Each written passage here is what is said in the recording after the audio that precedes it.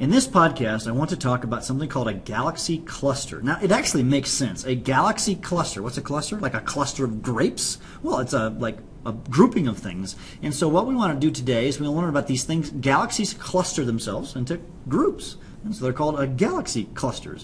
Duh. All right. So, I've already said that already, but galaxies are found in groupings called galaxy clusters. Within these clusters, they're held together by mutual gravity. So here we have a picture of a bunch of galaxies, and they're in a, cluster. Imagine that. And so in this galaxy cluster, what's causing them all to kind of stick together? Of course, that would be gravity. Now, a typical cluster is typically several million light years across. So that's across here. This is several million light years, and contains a handful of several thousand galaxies. So there's a lot of galaxies in the galaxy cluster, several thousand. That's quite a few, isn't it? All right. Now, the first cluster we're going to talk about is called the local group. Now, local means like, well, around where you live. Well, guess what? There's a local group of galaxies that are in the neighborhood of us. We live in the Milky Way galaxy. So it contains about 30 members, with the three largest members being spiral galaxies. M31, M33, that's the name of them. Kind of a boring name, isn't it? And of course, we don't give a name, we call them the Milky Way. That's where we live, right? Okay. Most of the local group galaxies are faint, small, dwarf galaxies. So a lot of the galaxies are little tiny guys. So they're dwarf galaxies, okay? They're disorganized collection of stars, very little or no gas. They can't be seen in other clusters. So these are just kind of boring ones, or just small, okay? All right, so here is a picture of our galaxy cluster. So here we have, okay, the Milky Way.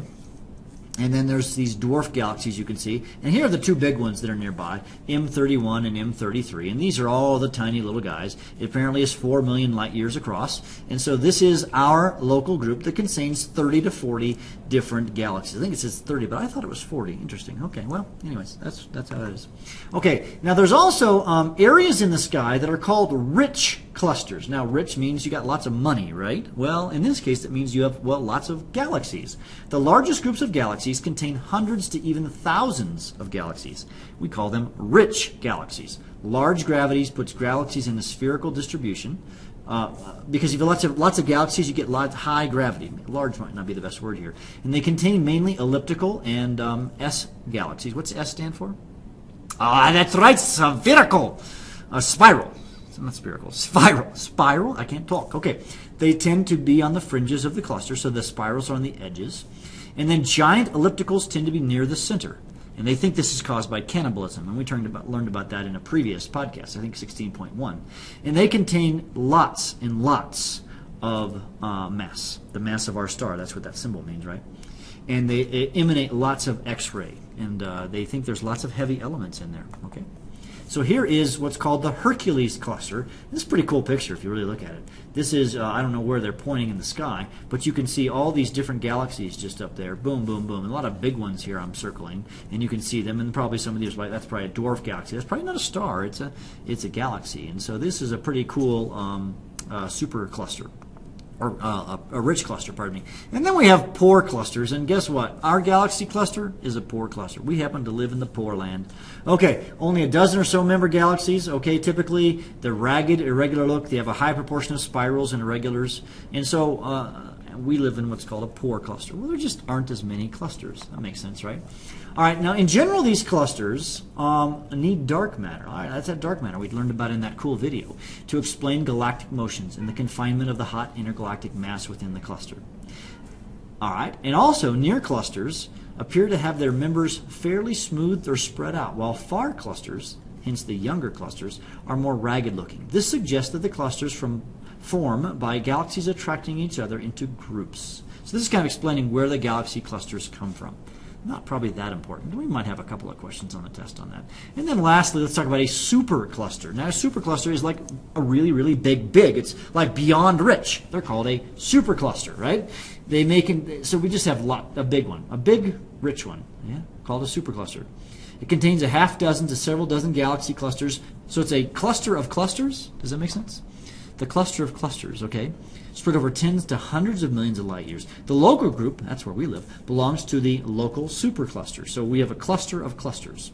So superclusters have irregular shapes and are themselves part of the larger groups, i.e. the Great Wall and the Great Attractor. You don't need to know about this. Yeah, that's probably excessive.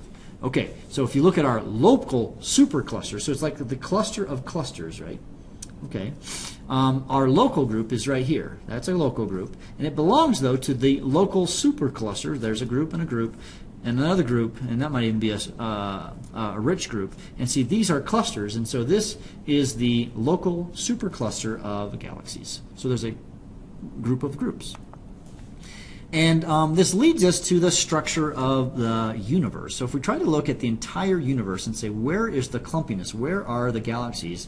They appear to form chains and shells surrounding regions nearly empty. So there are parts of the galaxy or the universe that are like empty and void. So, all right, see the void right here, okay?